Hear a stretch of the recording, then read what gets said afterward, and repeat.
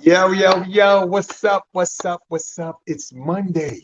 You know what, y'all? It's Monday again. We have this every week. It's Motivational Monday. Brooklyn, relax.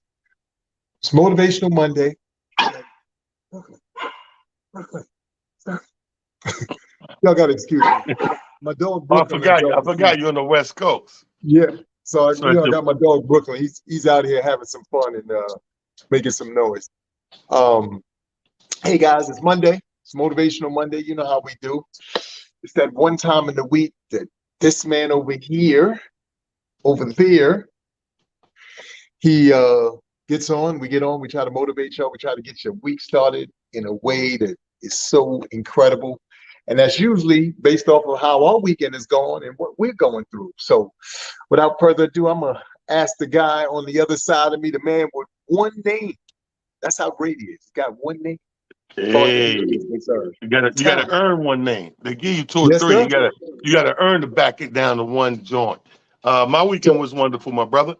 I got a lot done. Got to see a lot of friends. You're on the West Coast, so remember I tried to invite you out to the King's Yes, sir. Theater.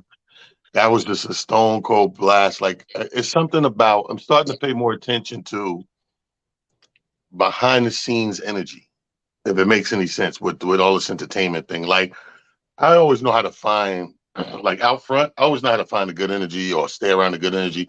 But when you're backstage and you work with all these different people over the years, you can't control necessarily the complete energy. Yeah, thank God for that's why they have different dressing rooms, because if a Yes. brother feel like he ain't getting along with somebody, I don't want to see somebody, he go in there, close his door, and keep it into his own energy bubble, if you will. But this was one of those joints, just like I told you with Buffalo. The energy backstage was amazing. Yes. Between Don and Cedric and DL and Shay and everybody, Tony Robbins, of course. Like our energy back there was just seamless and dope. There was no problems. Wasn't no why you over here, why you taking that. It was just an open energy thing. Same thing about Saturday at the King's Theater in Brooklyn on Flatbush. Shout out to Ray DeJean, the Laughaholics Nation, which put on a stupendous an array of shows. It was the sitcom and movie All Stars.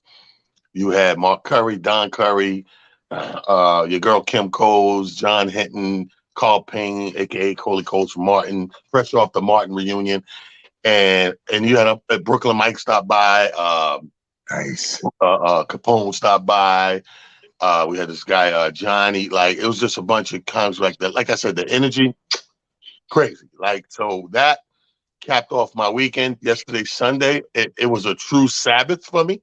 I can't tell you the last time I had a Sabbath where I didn't do a goddamn thing. You know what I mean? Like Nice. just chilled Nice. out, got my favorite seafood from Sammy's, and caught up on the tube and a couple of movies, man, and just I got to hit the edible. You know what I mean? And then got up this morning, believe it or not, at 7. Me and some of the guys had to go shoot a music video, new music video with a new artist. So I got Kenny Williams with me, Aldo with me, Sean Harvey. And when the Nice. dude told me what he wanted the scene to be, I knew who to call. I went right to the go-tos. We're a bunch of guys around the table playing cards and bickering about, what was better, the 90s or today, entertainment and music and all that. And when I tell you we was stupid, we was stupid. So like I said, man, the weekend was dope. Not mad at that at all. It was a great time all the way up until yesterday. Interesting thing happened yesterday. So I'm having a call. Why am I talking? Oh, I'm calling my girl, Melanie Camacho, great comedian, one of the best to ever do it. Every now and then you got one, you go, oh, she's a good female comedian. Melanie's one of them joints could swing the bats with the big boys. You know what I mean? So, like, she's funny. If you've never seen Melanie Camacho. Anyway, I called her. Now, if you want a chance to see who I'm talking about, they just released a new Snoop Dogg's comedy special. I think it's Fucking Around or something like that. And he's featuring, I want to say, 5 or 6 comics. She's the only female on there. You got Cat Williams, you got Mike Epps, you got D. Ray Davis, you got Donald Rollins, and you got Guy Torrey in her 6. Only female, right? They do their thing. He introduced them. They do their thing. They come over to the couch area with him, kick it, tell how they know each other, whatever, whatever, and entertainingly, and they smoking, they drinking, and here come the next one. So anyway, Melanie does her thing on there. So I hit Melanie uh, because we have a gig coming up together next month in St. Louis. So I hit her to say, to let her know, hey, the contracts will be final this week. Deposits should go out, blah, blah, blah, just keep abreast on the business of it. And she's like, okay, thanks, whatever. And, she calls me. So we start talking and she's, damn, Tia, no disrespect, but I forgot, let's go over the details verbal too. So we start talking about whatever, whatever. And, worked out better for her because it ended up being more money than she remembered, whatever. But then she goes, yeah, man, what's with people trying to, disrespect me and tear me down? And I'm like, I'm oblivious to it. So I'm like, what are you talking about? She says, no, that special I did with Snoop. I said, yeah, well, by the way, before you even go any further, love the special, good job, whatever. She said, yeah, but, you got a lot of people, comics and non-comics, that just had nothing good to say. And don't get me wrong, comedy is the type of thing where a lot of comics are an acquired taste to people. I get that. You might like this one, I might like this one, da, da, da, da. Like, as great as Chappelle is, I consider him an acquired taste. You know what I mean? I don't think Kevin Hart, the same thing. A lot of people don't, and everybody's probably like that, can go under that umbrella because to each his own, which is cool. Nothing wrong with that. So, but her thing was, she's getting it from the comic side and the other side, and the nitpicking, you can tell it's just, once she's telling me some of the comments and stuff like that, I can tell it's just regular jealousy and envy and hate. It's one thing to not like anything. You have that prerogative. But I could tell by your comment, believe it or not. We talked about this on the sports show today. It's one thing to uh, talk crap. It's a whole nother thing to, be able to show respect. This girl has been putting in the work for year after year after year. And one of the comments, and comics, they know this shit. One of the comments was, oh, I heard that joke. She did that joke for this amount of years, blah, blah, blah. It doesn't matter. Like, she's on a televised platform that's going to reach more people than that seen her live ever in one place. So that joke that you may have seen, she's doing it again. So it plays to the millions of people on Netflix that's never seen it. Yes. And now we'll become privy to it the same way you did when you seen it, however many years ago at the comic. That's the thing that kills me. And it made me come to, and she was going to be on the show today and tell, from the horse's mouth, but she had a little car trouble. I spoke to her about 30 minutes ago, and she was like, I'm sorry. I said, don't worry about it. We'll still touch on it and talk about it. But what came to mind immediately is, and I just had this conversation sporadically like a week ago at the bar. Our people have this problem that we have this seesaw of emotions and feelings that, I don't know, like the same people who root for you when you're at the underground stage, in the underdog stage, and you're coming up and you're making your bones and you're doing these things you got to do to get to the next level. Them same people that'd be like, keep going, man. You got it, man. You talented and da da da da. And oh my God, I ain't laughed like that. And that same person that once you seem to be making said strides, you seem to be getting on certain platforms and making a name for yourself and making some headway, will turn around and become the opposite of the same POV and be like, oh, you ain't, that's not that. And I see us do it all the time. I don't know what it is. I know what it is, but I don't know how it's lasted for hundreds of years and we're not able to break these chains of hating on each other. You know what I mean? Like, don't get me wrong. Again, everything ain't everybody's cup of tea. But you know what I do, Amir, when I come across something that I might not care for, that's me. I don't put a comment in the box. I don't do a blast on it. I don't, you know what I'm saying? I don't broadcast. Don't buy that. Don't go see that bullshit, because I understand that that's how I feel. I understand that I should not be harming anybody's pocket or bag with, people that may listen to me because I personally wasn't my cup of tea. it still may be that other person's cup of tea. You know, look, it's something simple. You know me, I've been rolling with 5 pit bulls and big dogs for the last 15 years straight at a 5 at a time. That might not be for nobody. Everybody can't have 5 dogs. Yeah. And nor do everybody want a big dog or a pit bull. But I respect that because you're entitled to that. But we go a step further sometimes and start feeding, negative vibes or information to deter other people and to bring somebody down. Now, I'm going to speak from this angle.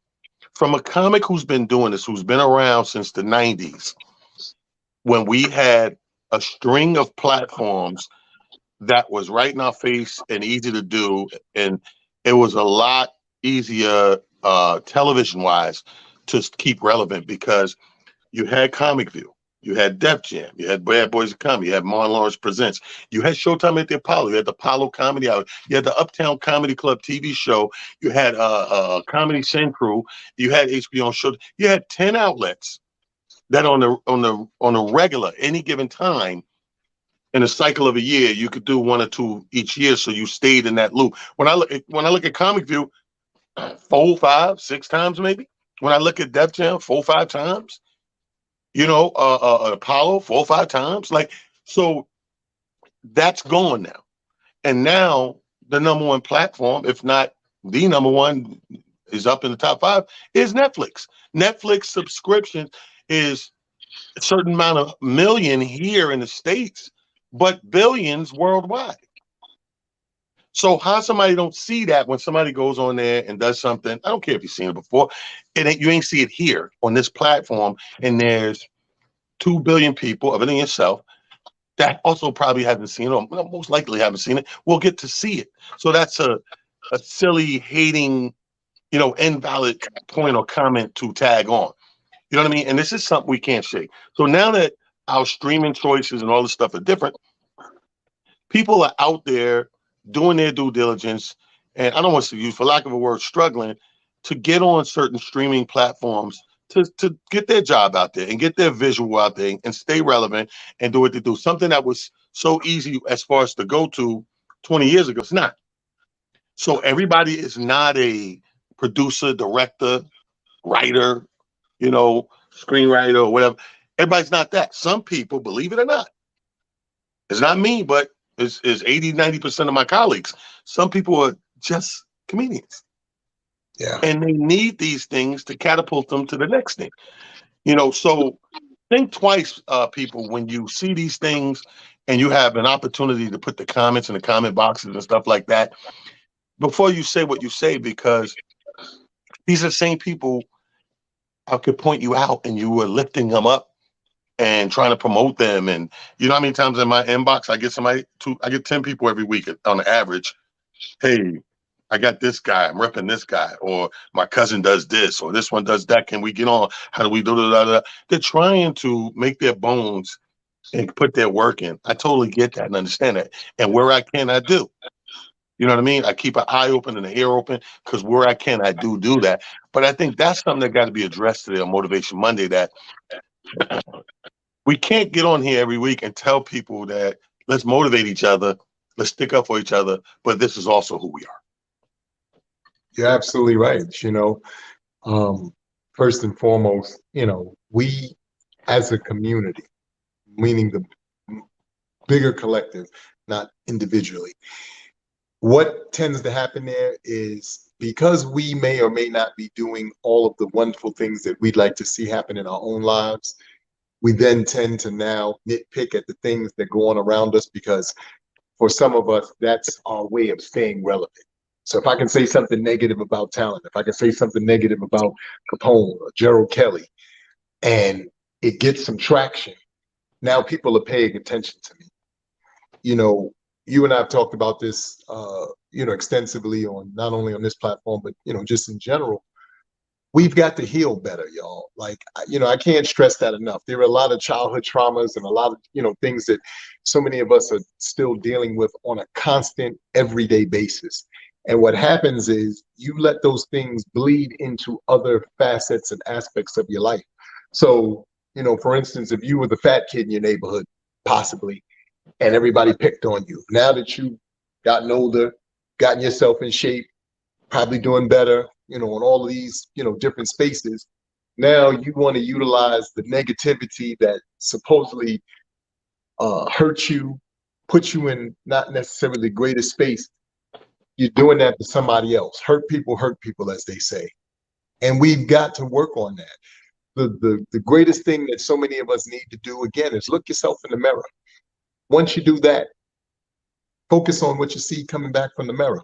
Everything from how you feel you look to how you feel about yourself, how you carry yourself, how you're taking care of yourself, all of these things. Because what happens is, as you get better at doing all of those things, you start to let that permeate into all of the other things in your life. I'm always amazed when I hear, to Talent's point, people say, "Oh, I've heard that joke a million times." Again, to Talent's point, you might have heard it a million times based off of being in and around that person in certain spaces. But for the bigger majority of the world, the younger people, people who've never maybe been in those spaces, to them it's totally new. To them it's totally something different. To them it's everything. And we have to understand that now, because we have all of these platforms, as he stated, that we didn't have before, your TikToks, your Instagrams, Facebook, and so forth and so on, you're able to reach not only an immediate spectrum, but you're actually able to reach a broader spectrum. To Talent's point, and I'm just going to switch gears for a minute because this was something that happened 4th of July that's been happening here in New York City for those who, live in the New York area. But we've had a number of DJs who we've grown up and grown accustomed to listening to and understanding have the opportunity to spin at Rockefeller Center. Rockefeller Center for the summer has turned the ice skating rink into a roller rink. So on deck, they've had anybody who's familiar with E. Kim, Brucey B, Stretch Armstrong, who's one of the originals, Tony Touch, not Tony Touch, I'm sorry, Tony too. Ted Smooth. No, Ted Smooth. They had Ted Smooth. These are DJs that we're familiar with, from moving and shaking within the New York area. But the greater world and the broader world may not be as familiar with them. So when you go to Rockefeller Center, you have families there from Ecuador. You have families there from Switzerland. You have families there from all around the world. These people have never heard these DJs. So to hear them spin, even though you might have heard them spin a million or so times, for them, it's all new because they've never heard these particular DJs spin in that way.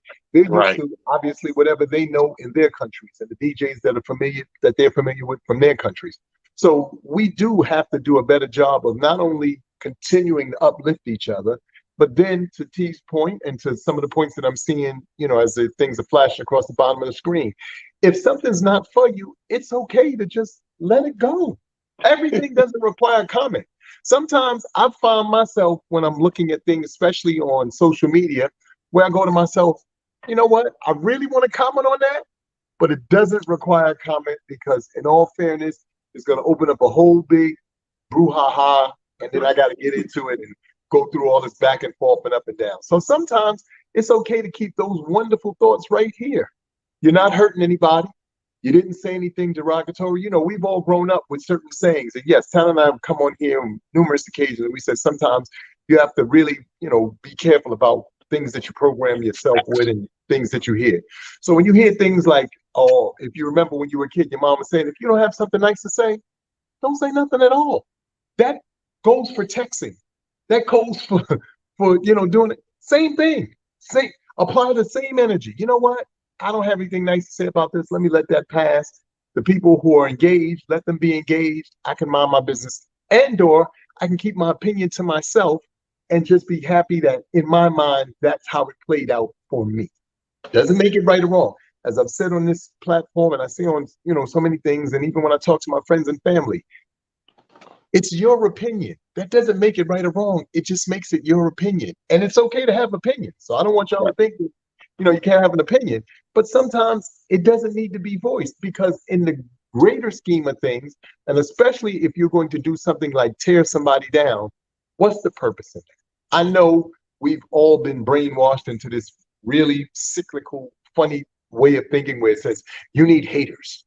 So if you don't have enough haters, you're not doing anything with your life. You're not going places. You're not, being grand. You're not growing and all this stuff.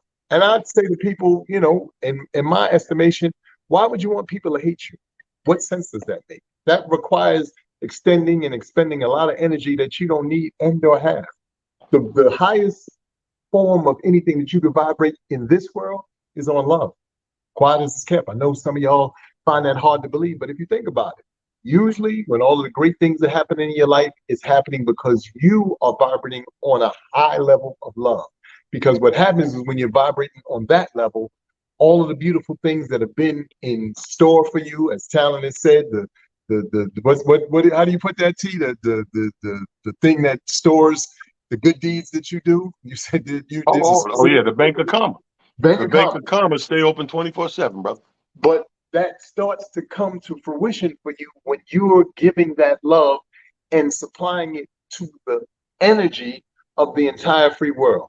Talon Right. is a living example of a guy who, to his point, he just stated this, finding and seeing certain things in people. And then because of that, extending his platform, his time, his energy, or just some kind words to you to say, hey, I don't know if you ever thought about this, that, or the third, but you might want to think about it because now you have something to go on. You have somebody who's proven tested, who has done the work, who understands the game, he knows the rules and everything. So now he's applying what he's learned to you and allowing you to move into a space that now you can grow from and you can bring your specific skill set, your specific talents now to the free world. So now everybody is growing, everything is going better.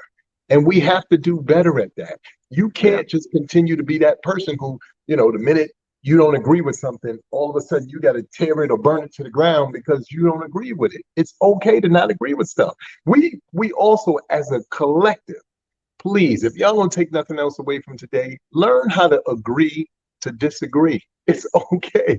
Nobody says everything you got to agree with. Some stuff, you know what? That's just not in my wheelhouse. I get it. I understand it. But for Yeah. me, that doesn't work. And if we can do that, and if we can work towards that kind of train of thought, if we can utilize that as how we move forward, and then utilize that as a ripple effect. I'm using my hands because when you throw a rock in a lake, you ever notice it has ripples? So it's got to start with you.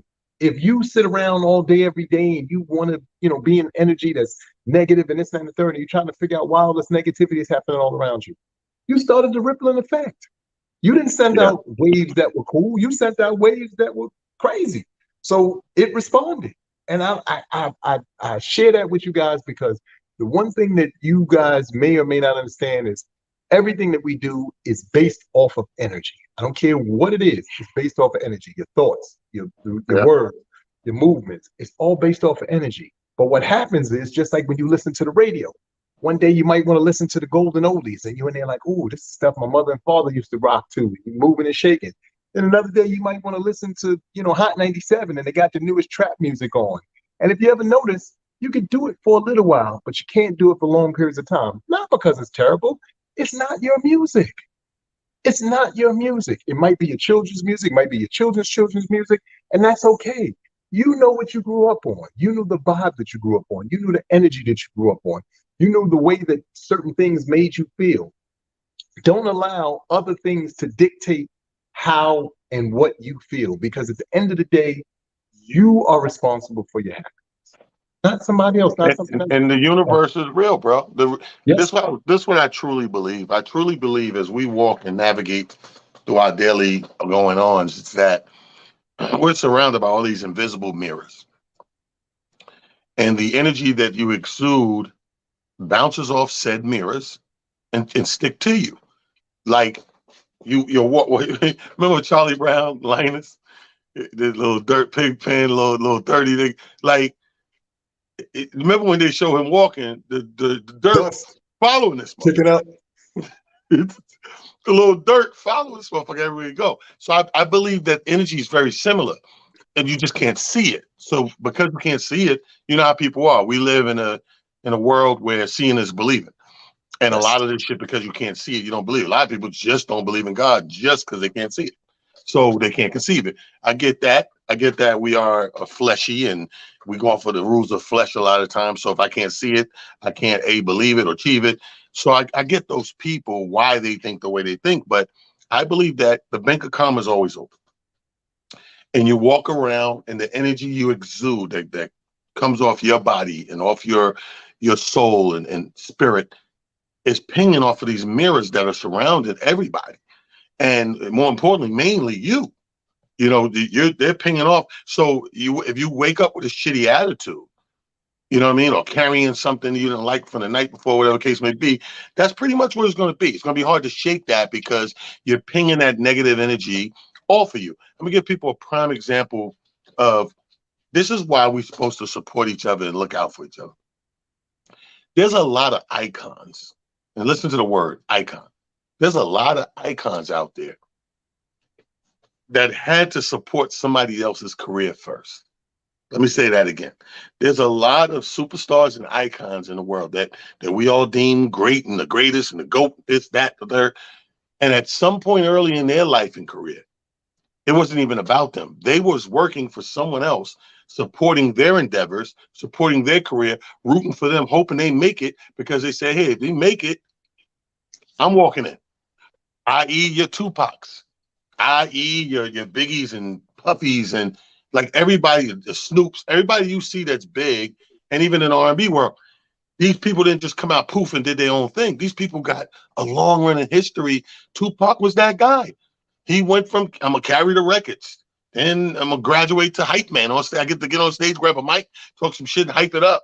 I could spin a couple of records because the DJ's sick or not here or whatever. He did those intangible things that went to somebody else's career. You know, the digital underground. Yes. Pac was part of that. He was part of that whole camp and doing his thing. Everybody else does it. I'm not saying we don't do it at all, but we are a small percentage compared to everybody else in this country that do it. If you look at all the nationality, perfect example is the immigrants. My hat, the reason why I don't disrespect immigrants, because I have a great respect for them with their tenacity and their go-getterism when they come into this country, what they're willing to sacrifice for a lump of years to get where they want to go. You see these East Indians that come over here, and these not the West Indians, but the Dot Indians. They will live 12 to a studio apartment for 5 or 10 years and work that little corner store, or whatever shop they got, fabric store, whatever it is, sandwich store, Subway, whatever. And after 7, 8 years, when that thing is going and get a little automatic or whatever, that next person get to open one. And then 10 more relatives come from India or wherever, Bangladesh, and they cram in there again. They put that work in and they branch out. Then they bring more. You wonder why you see a lot of them, because coming from another country, I don't want to call them third world countries, but coming from anywhere outside of the United States of America, people appreciate it more because they don't have it. We have a sense of, and it's sad because we always complain about what the hell we don't have, opportunity-wise, money-wise, real estate-wise, education-wise. But goddamn it, we move sort of complacent to me. Yeah. We move around this bitch like we got it all. For motherfuckers that on one hand you cut the news on right now, somebody protesting about something he ain't got. But goddamn it, you niggas is moving around here like you got it. You're complacent. You won't even go read up on a grant or a loan to open your own business. You know, you still trying to get somebody to loan you $2,000 here, $3,000 here, and put it all together when the government has these programs, but you don't want to do the due diligence to go do that. Guess what? That Indian dude move over here, ain't been 2 weeks. He ain't got his green card or nothing. He reading up on that shit, learning what he need to do and how you need to get it and go forward. You have to understand some people. It's more than one way to make it somewhere. And those who put the work in early, and like I said, put somebody else agenda. Shit, we could say that about every single comedian that did Comic View, every single comedian that did Def Comedy Jam. We could say that about each and every one of them because we are working for minimum wage at the time, creating this big thing that's going to change the world, and it did. And when it changed the world, the guys that catapulted, the Russell Simmons, the Stan Lathans, all the behind the scenes, the Brillstein and Grays, and they made the big money. It became this big thing. We worked for that, though. because as long as it stayed on and as long as it stayed in everybody's mind and made the impression it did, we was able to work and do something for ourselves and go to the next thing. You have to put some eggs in somebody else's basket. It can't always just be your basket. You know what I mean? Tisket or tasket, nigga, it can't be your basket. Like, we have to promote other people. Sometimes that helps us. Experience. Think about a regular job. Entertainment no different. When you see Tupac carry crates for 8 years with Digital Underground, and then look how big he became. Yeah. And going corporate America. Motherfuckers start down here, and then 10 years later, he's the VP or CEO or whatever. He put that in, though. He went and worked at these lower levels to learn everything and get better, learn and get better, learn and get better. And he became an asset and valuable to said corporation. Hey. Don't take my word for it. Hold on. I'm sorry. Wait, we got to pause because it's that time. Hope you got a jewel of the day, my brother. It's we're right in the middle of the show and our new segment, because this man is known for dropping so many jewels. We said, slow down, son, you're killing them. Let's highlight the jewels. Prophet Pete, drop it like it's hot. It's Amir's time. Jewel of the day. Let's go.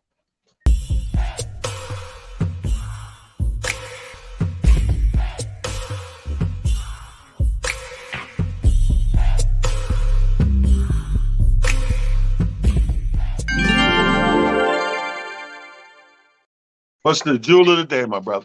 Hey, everybody. So, today we're talking about, the ability to support one another. But I think the greatest support that we have to have is support of self. So today's jewel has to do with what makes you happy. And I'm just going to read this really quickly, but I want this to sink in and I want everybody to think about this. Your partner isn't supposed to make you happy.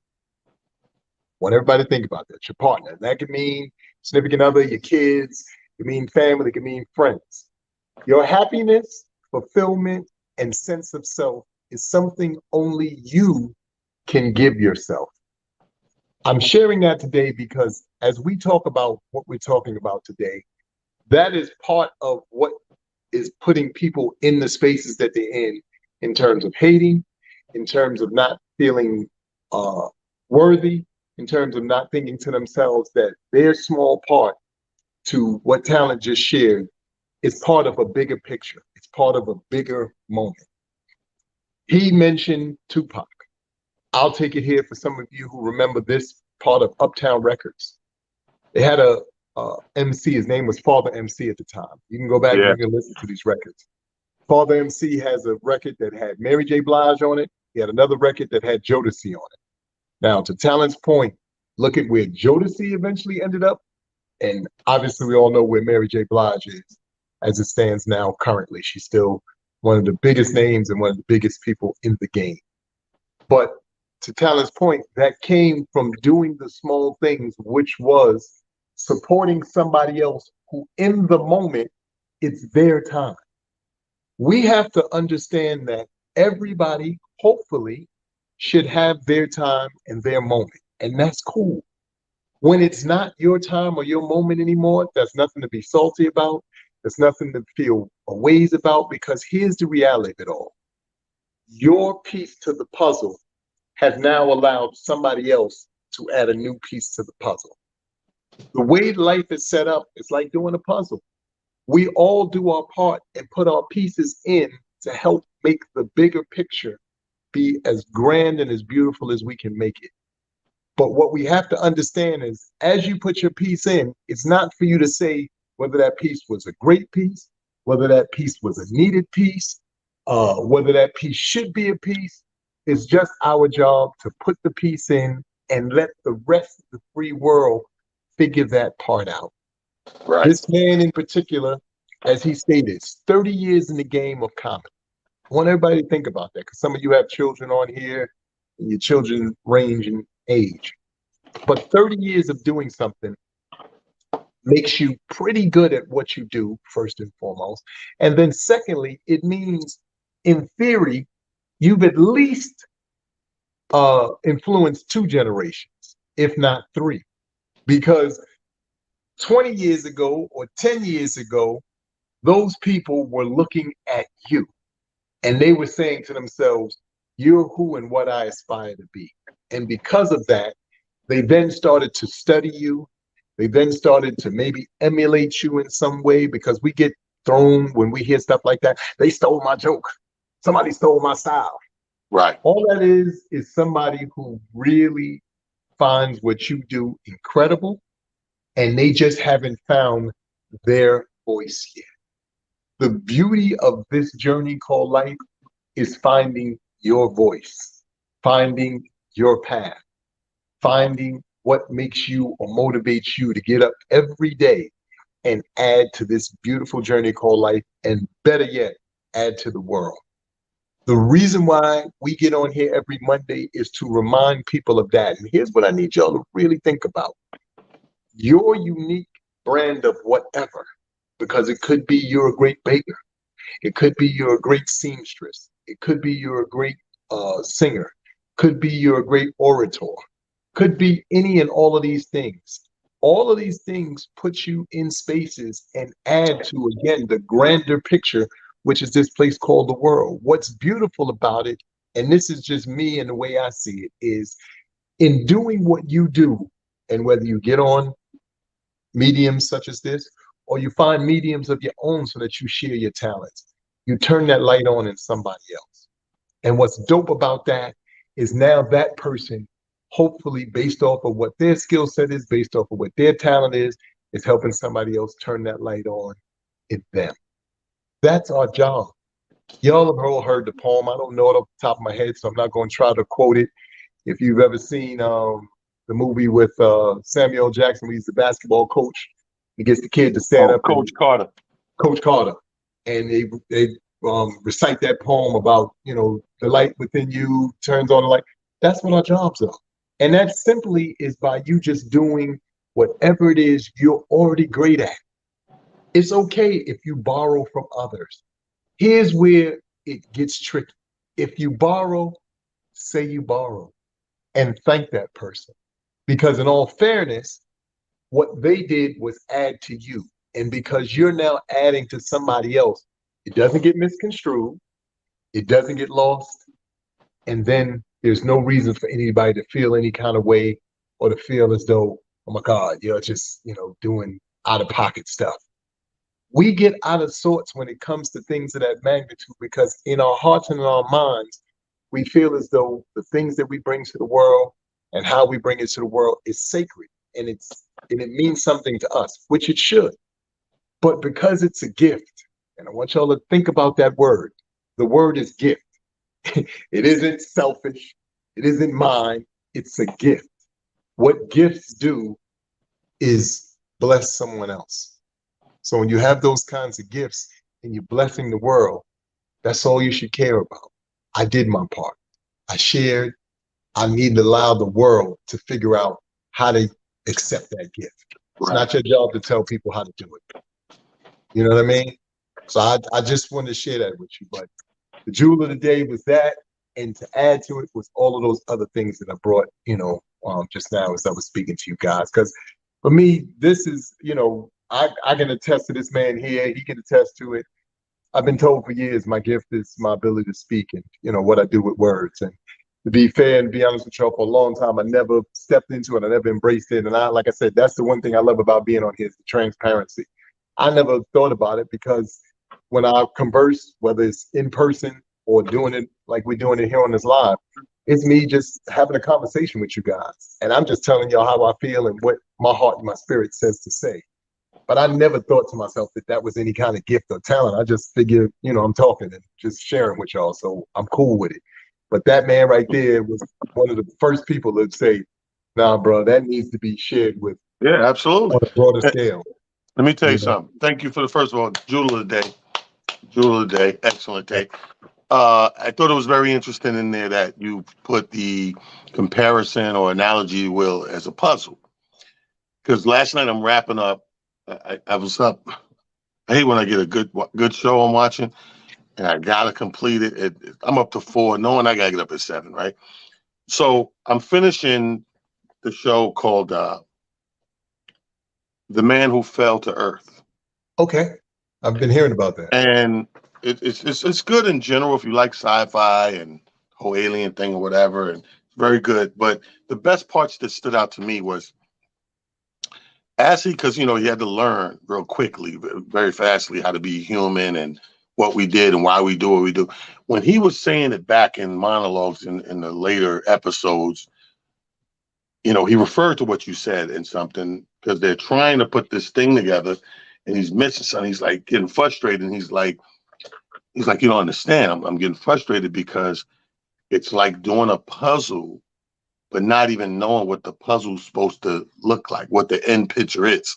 And I thought that was very deep when he said that because think about that. Puzzles are already hard by themselves. You look at the box, oh, it's a lake with trees. That shit's already hard. Like, what the fuck? What part of the tree in the lake? You being fucked up. Like, I know people who are good at that, but the average motherfucker takes a lot of patience and real, you know what I mean? Observatory, know your shit. So when he said that, he's like, imagine trying to do a puzzle, but they didn't put it on the box. It's just the pieces in the goddamn box. You don't even know what the fuck you making, bro. So he was saying how the level of difficulty, that's one point. Then another point he said was very interesting to me. And I think this is the backbone of the beginning of this show when I said, I don't know why we hate on each other and try to tear each other down every chance we get and stuff like that. And he said, what I've learned in my short time of being human, he said, humans are in constant fear of fear. Mm. He said humans are in a constant state of fear Of fear. of fear. Wow. Think about that shit is the deepest shit. I'm staring at this shit and I thought maybe it was the edible, but then I woke up and I was still flabbergasted. So I said, no, it's not that. So I'm like, and then the second component to that, he says, fear is, we live in constant fear of fear.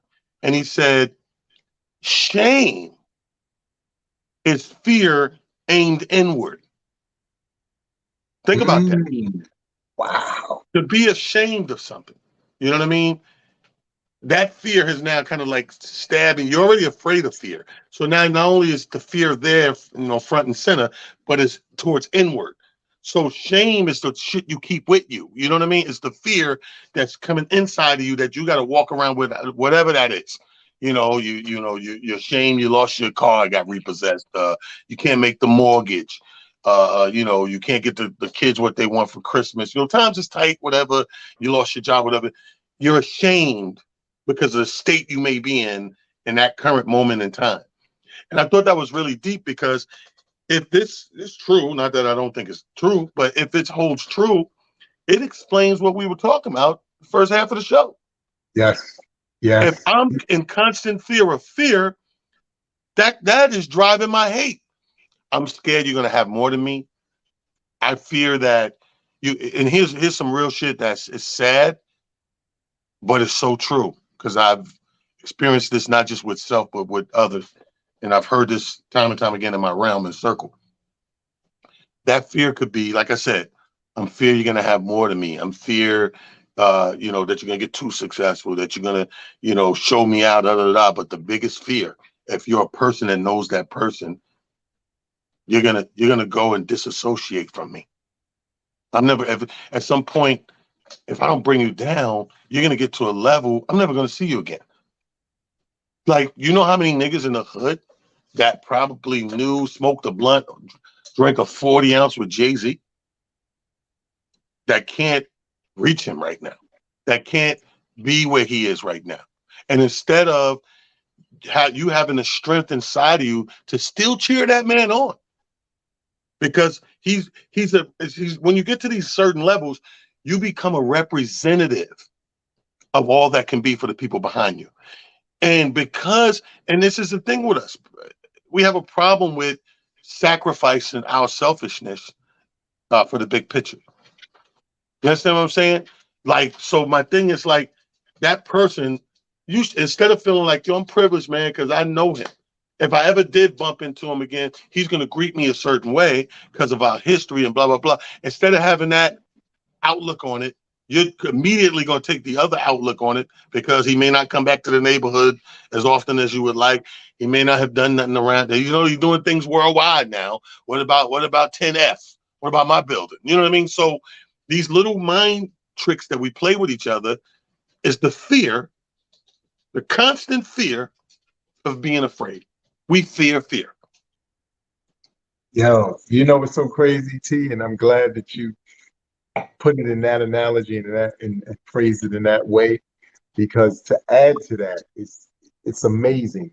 So, two things. First off, uh, your driveway drinking the other day. Just a fun fact. You had a cousin there who I know from the basketball world.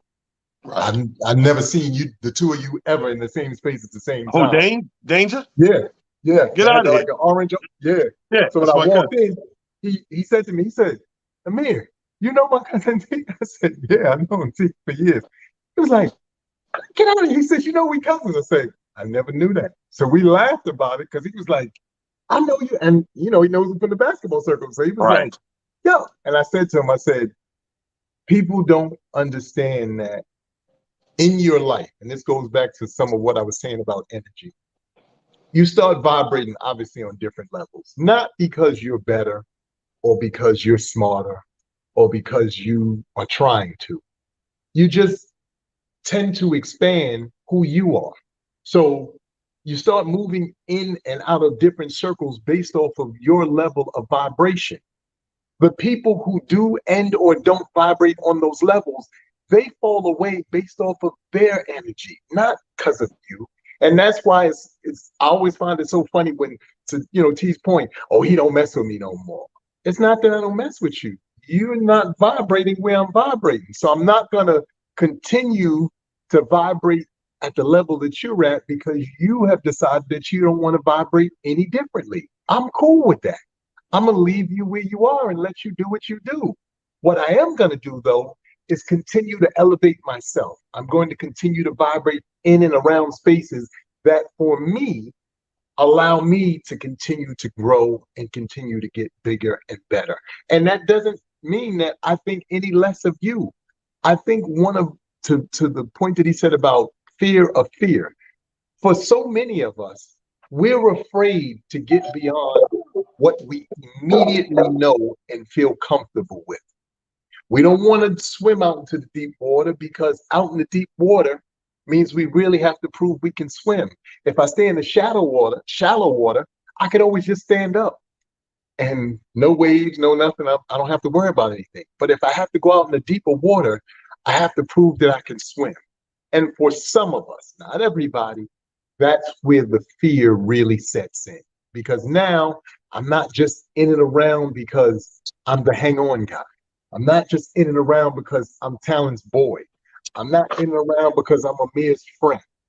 I'm around because I bring value and add to the overall situation. And here's the thing about adding to the situation, and I need people again to really understand this. Everybody's not going to add value in the sense of being able to come and be the energy person. Some of Right. y'all are going to come and just be the great person who does the lookout. Yo, see something funny happening over there. Just keeping an eye out, whatever. Because we need that. Why? I'm paying attention to a million things. So I can't Right. obviously see everything. But if I got somebody, to Talent's point, who's on the team and is saying to themselves, this is what I can bring to the table, or this is what I bring to the table, and is humbled by it, and or saying to themselves, I'll do this, they'll be fine, everything will work out the way that it's supposed to work out, things will be good. That's what that turns into and grows into. I've shared with everybody my, I don't even call it celebrity because Talent can tell you, I've been around since the 90s. Just nobody knew me because I was kind of always quiet and just, around That quietly. story is amazing with my cousin. I'm gonna get back to that, but So, what you described just a minute ago, you described Jay-Z and Dame Dash, right? is that right? You just described that situation to a T. You said it's nothing but levels of vibrations, and this guy's ready to go to another level of vibration. This guy, cool. You're not ready to go. Cool. I'm going. And a gist of it, that's pretty much sums up that whole situation because let's face it, entertainment, when you come from the realms we come from, I'm not talking about the people who got lucky, got a silver spoon in their mouth, and they did this doing it as a hobby, could do it. I'm talking about people that are blessed with gifts, that are using them to feed families and get people out of bad situations and make them better and grow and put kids to school and all that. These people, you should want them to keep changing levels of vibration and getting bigger and bigger and better. Like I said, if nothing else, just as a representation of your crew or your ethnicity, that the kids that come behind them know that they can do something. You cannot tell me, I don't care who liked or disliked the black president, Barack Obama, and the first lady. I don't care who liked the Obamas or didn't like them. You can't tell me. Forget policies and how much money I had to do this and which war was this and deficit that and recession. Just the symbolic measure of that it was possible. It was made possible. And that black man went in the most ultimate seat they don't want you to sit in this country. You think sitting in the front of the bus piss them off. Sit in the Oval Office. So the symbolic measure meant so much in gazillion mental dollars. So when I look at the whole how Rockefeller played out, it got to a point where, okay, I could rep for the streets and my art. So when I grab a mic and I spit these bars and I got these beats and I'm talking about whatever, I'm from the streets. So I'm still going to talk that shit, right? However, I understand that I can't and don't need to move like that in the boardroom.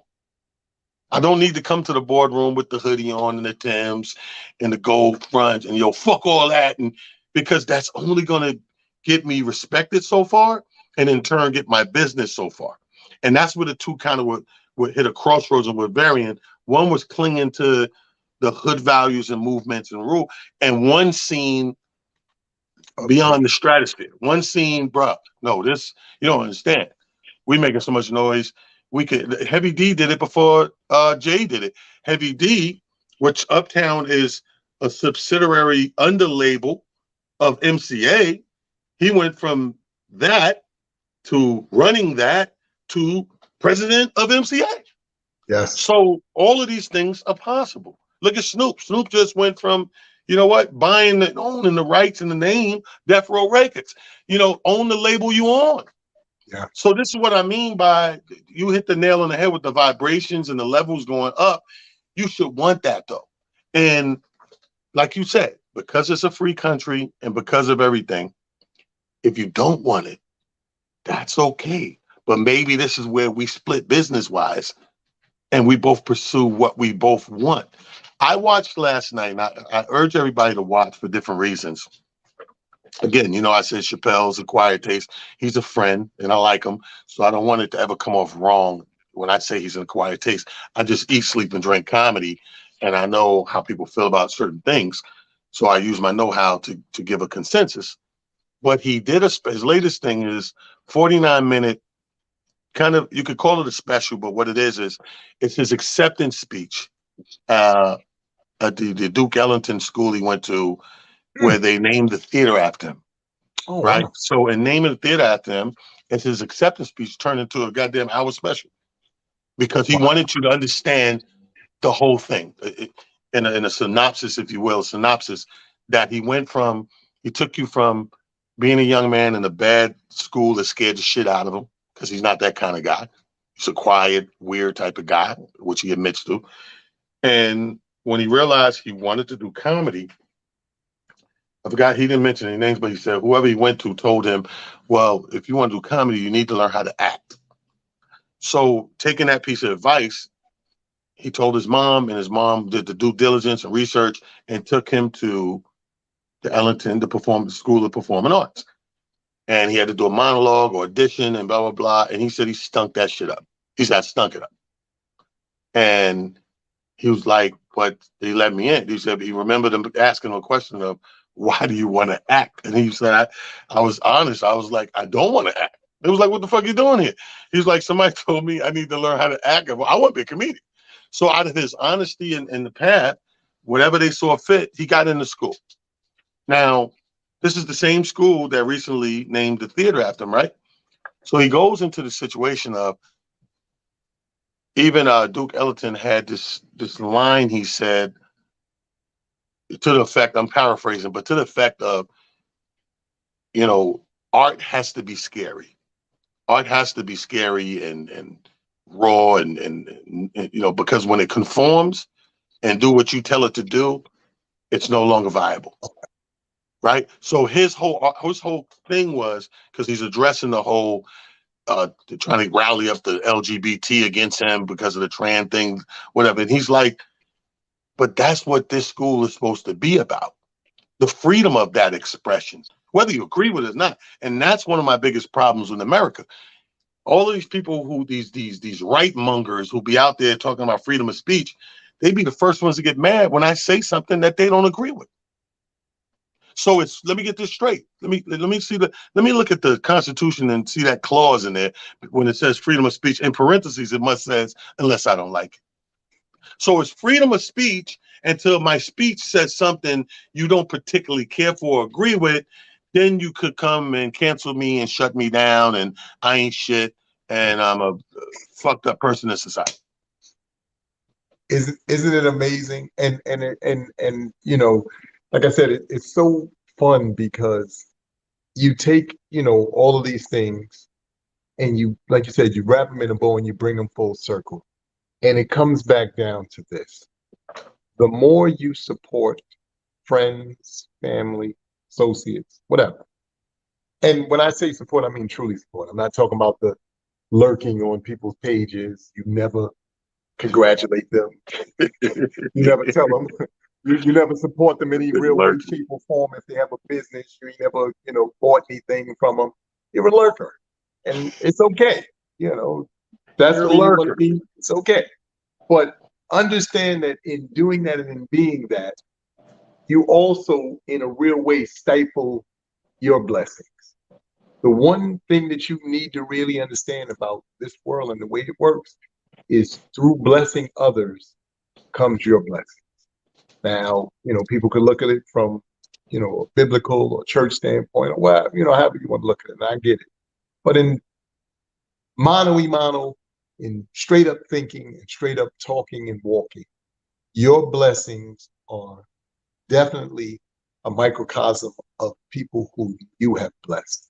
And Right. this is why I always do my best to connect the dots when and where I can without the what am I getting from it? Because for me, I'm speaking for me right now as I share this with y'all, I have been blessed a gazillion times over. There are pictures surfacing now of moments that I don't even remember that I'm like, I don't even remember taking that picture, but okay, it exists. So that means it happened in some way, shape, or form. But it's also the reality of understanding that in your moments, whatever those look like for you, and please know and understand this. If you've had the blessings of being around what would be perceived as entertainer or somebody in the entertainment industry, you're doing your thing. Because it wasn't Jay-Z or Beyonce or Sidney Poitier or Denzel Washington doesn't make it any less greater because it might have been somebody who may or may not be on that caliber as far as what the world sees. If you Right. have friends and family who fall into these, you know, various categories, that makes you blessed. That means you've had the opportunity to be in and around and see some things that maybe the average person can't see. Now, I'm going to double back for one quick second before we jump off here because Talon brought up something about changing and moving. Like we said, when you vibrate, you move into different spaces. Because this has happened to me recently. I've encountered two young ladies in particular who went to junior high school with myself and my brother. And in both cases, these young ladies shared stories with me. One in particular, and this is to what Talon said about people supposedly changing. One young lady in particular, she uh, went to junior high school. My brother, she said she used to cheat off his paper when they were in school, as far as schoolwork goes, math and all that stuff. And she said my brother used to always be like, "Come on, you know, copy all the answers, you know, whatever, whatever." She said some years later, she got a chance to experience him at Rucker. She said, and she was doing background thing, like Malik had a group of people around him, he's talking or whatever. She's walking in the background, you know, like, and he can clearly see her. So she's going back and forth and, you know, not making her way to him. And Malik stops in the middle of his thing and is like, "What you doing? Like, you're not gonna come over and say what's up?" And the young lady said, well, you Malik Sealy now, and everybody knows you. He said, yeah, but you knew me before any of this. You knew me before basketball. You knew me before, any of the stuff that people supposedly know me for now. So she said, he gave her a hug. He said, what you up to now? She said, I'm an engineer. He said, that's great to hear. That means you don't have to cheat off my paper anymore. That's what's up. But I share that story with you guys because that's what life is supposed to be about. In the moment, yes, there is this whole broadened thing where you're happy that, whatever, whatever. But the reality of it all is they started off in the same spaces and places you did. Sometimes, though, people just become a little bit more serious about whatever their gift are than you do. And that, in turn, allows them to elevate and move into the spaces that they move into. And then the second person I'm going to bring up, she's a wonderful young lady named Keisha. If she ever sees this, she's going to laugh. But Keisha, same thing, junior high school, Nona. Keisha's always been a thug. She was in junior high school. She's a thug now, but I love her to death. It's my sister, still people. But she tells me this wonderful story of having seen my brother on Fifth Avenue, and she was by the Gucci store or Louis Vuitton store, one of them. And she said she saw my brother and he was doing some shopping. And according to her, it's her story, she said he bought her first Gucci or Louis Vuitton bag. She said, I'll never forget your brother for that. She said, because I knew your brother since junior high and he never changed. No matter where I saw him, he always showed me the same love. He always showed me the same humility. And I could go into 1,000 more stories about people who we grew up with. But again, I share all of that with you guys because in the grand scheme of things, this is what I mean. I elevated, quote unquote, in your eyes to here. You might have stayed here. I didn't change. You and your perception of me changed. I'm still the same person. Why? Because that's who I've always been. Now, are there situations and moments where people do change? No question. But to be honest with you, chances are you probably never knew who they were in the first place. And now that they're in a specific space, they're starting to show you who they really are. So keep that in mind too as you encounter friends, family, and all these various things. But bigger and better than that is knowing that I love you. I appreciate each and every one of you for tuning in every Monday to what Tyler and I, get on here and speak about, and the guests that, we're fortunate to have come on and share and pour into you as well. It's Motivational Monday. It's a dope week. Y'all can see, in case y'all haven't figured out, you see all the light and brightness behind me. I'm on the West Wing. So I'm out of the city for a little while, just, enjoying some different energy and a different change of pace. But I do really appreciate each and every one of you for tuning in every week. And as I always tell y'all, it's nice to be important, but it's much more important to be nice. Y'all take that with you. I promise you. Open all kind of doors you never thought possible. Love y'all. Enjoy the rest of your vacation, my brother. Salute. Motivation Monday, folks. We out.